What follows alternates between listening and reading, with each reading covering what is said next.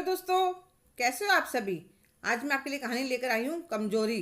दिशा ने जल्दी से स्कूटी खड़ी करी और जैसे ही घर के अंदर घुसी, जिस बात का डर था वही हुआ। सासू माँ गुस्से में भरी बैठी थी। उसे देखते ही बम की तरफ फट पड़ी। कहाँ गई थी आज, ना कोई फोन, यह भी नहीं सोचा कि घर पर बच्चे हैं और मैं भूखे बैठे होंगे। तो दिशा ने डरते हुए कहा, मम्मी जी, पापा की तबीयत बहुत ज़्यादा खराब हो गई थी। मम्मी का फ़ोन आया था तो मुझे एकदम से स्कूल से छुट्टी लेकर उनके पास जाना पड़ा। हाँ, अब यही काम तो रह गया है। अपने घर की कोई चिंता नहीं है, सारा ध्यान मायके में लगा रहता है। मम्मी जी, मैंने 2 बार फ़ोन मिलाया था, आपका बिजी आ रहा था। तो क्या मुझे अब सपने आ रहे हैं। वह तो बड़ी बहू का फ़ोन आया था, उस बेचारी को भी मेरी चिंता रहती है। मम्मी जी ने टाइम पर खाना खाया कि नहीं, पर तुम्हें तो कोई चिंता ही नहीं है। दिशा चुपचाप अंदर गई और कपड़े बदल कर किचन में आ गई। वह भी सुबह से भूखी थी। उसने जल्दी से अपनी और सासू माँ के लिए चाय बनाई और बच्चों के लिए दूध, सबको चाय, दूध और बिस्किट देकर शाम का खाना बनाने में लग गई। अब दिशा भी क्या करे, उसके मम्मी पापा अकेले हैं। भाई डॉक्टर की पढ़ाई करने के लिए विदेश गया है। अभी उसकी पढ़ाई पूरी होने में 2 साल बाकी हैं और मम्मी पापा को जब जब भी जरूरत पड़ती है तो उसके पास फ़ोन करते हैं। इतनी देर में महेश भी ऑफिस से आ जाते हैं तो सासू माँ उनके सामने अपना दुखड़ा रोने लगती है। वह अंदर कमरे में आने के बाद दिशा को आवाज़ देता है, दिशा थोड़ा बहुत तो घर पर भी ध्यान दिया करो, मम्मी कितना परेशान हो गई, पूरा दिन अकेले। महेश, तुम क्या चाहते हो। अगर मेरी मम्मी का फ़ोन आए, उन्हें मेरी ज़रूरत हो तो मैं उनके पास ना जाऊं। मैंने ऐसा तो नहीं कहा, और क्या मतलब है कहने का। मैं घूमने फिरने तो गई नहीं थी। अगले दिन वह स्कूल गई, तब वह बहुत परेशान थी क्योंकि रात को उसकी माँ का फ़ोन आया था। डॉक्टर ने पापा की सर्जरी के लिए बोला था। कहा है 15 दिन के अंदर अंदर सर्जरी करवानी पड़ेगी, नहीं तो खतरा बढ़ जाएगा। वह क्या करे, कैसे करे, समझ में नहीं आ रहा था। वह अपने भाई को भी परेशान नहीं करना चाहती थी। इतनी देर में दिशा की सहेली कविता मैडम उसके पास आकर बैठ जाती है। क्या बात दिशा मैडम, आज बहुत परेशान लग रही हो। दिशा कविता जी के सामने सारी बातें बता देती है। तो कहने लगी, इसमें परेशानी वाली क्या बात है दिशा। तुम्हारे मम्मी पापा का घर दूर पड़ता है, तुम वह घर किराए पर चढ़ा दो और अपनी ही सोसाइटी में उन्हें दूसरा मकान किराए पर दिलवा दो।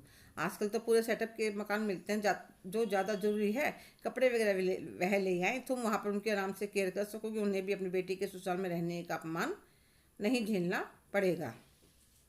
क्योंकि लोग कपड़े से कितना ही मॉडर्न हो गए हों, सोच अभी भी वही दकियानूसी है। बेटी के माँ बाप का 2 दिन भी उसके पास आना किसी को नहीं सुहाता। पैसों की परेशानी तो है नहीं, फुल टाइम मेड लगवा देना, सुबह शाम तुम देखती रहना। अंकल जी की सर्जरी से पहले तुम यह काम कर लो, इससे उन्हें और तुम्हें दोनों को ही सहूलियत हो जाएगी। तो दिशा को कविता की बात सही लगती है।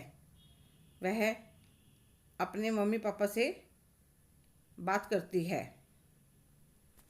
पहले तो वे मना करते हैं, पर दिशा के समझाने पर मान जाते हैं। दिशा 1-2 जगह बात करके फुल फर्निश्ड एक फ्लैट उनके लिए ले देती है।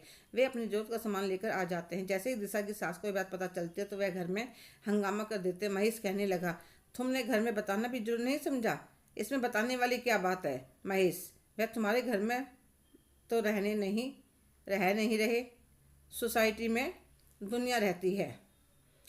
तुम्हें इसमें क्या परेशानी है। साले साहब खुद तो विदेश में जाकर बस गए, अपने माँ बाप हमारे मत्थे मर गए। महेश के ऐसा कहते ही दिशा को बहुत तेज गुस्सा आ जाता है। कहने लगी, तुम्हारे बड़े भाई भाभी भी तो हिस्सा लेकर तुम्हारी माँ को मेरे माथे मार गई।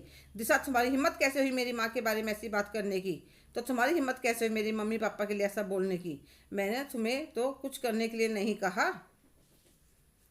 जबकि पूरा दिन तुम्हारी माँ के तो मैं 10 काम करती हूँ, उनके 10 ताने सुनती हूँ। और अब बराबरी की बात है, जितने साल से मम्मी जी मेरे पास रह रही हैं, इतने साल ही जिठानी जी के पास रहेंगी। फ़ोन पर तो वह बड़ी मीठी बनी रहती है, अब सेवा करके भी देख लेंगी। अब सासू माँ डर जाती क्योंकि वह जानती थी बड़ी बहू तो किसी को एक गिलास पानी का भी नहीं देने वाली।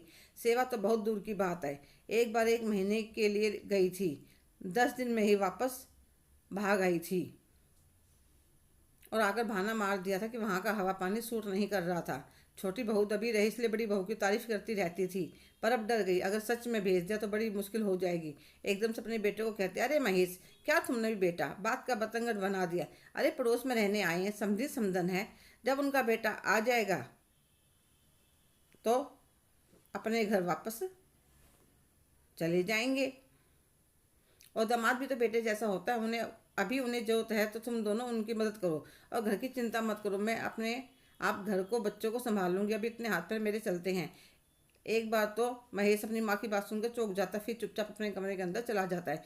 दिशा भी रसोई में काम करने चली जाते हैं। मन ही मन सोचते हैं, कुछ लोग इंसान की चुप्पी को उसकी कमजोरी समझ लेते हैं, पर जब बात अपने ऊपर आती है तो एकदम से सीधे हो जाते हैं और मन ही मन मुस्कुराते हुए दोबारा अपने काम में लग जाती है। हेलो दोस्तों, कैसे हो आप सभी। आज की कहानी आपको कैसी लगी कमेंट करके ज़रूर बताइएगा। अगर आप मेरे चैनल पर नए हैं तो प्लीज़ लाइक, शेयर, सब्सक्राइब करना ना भूलें। धन्यवाद।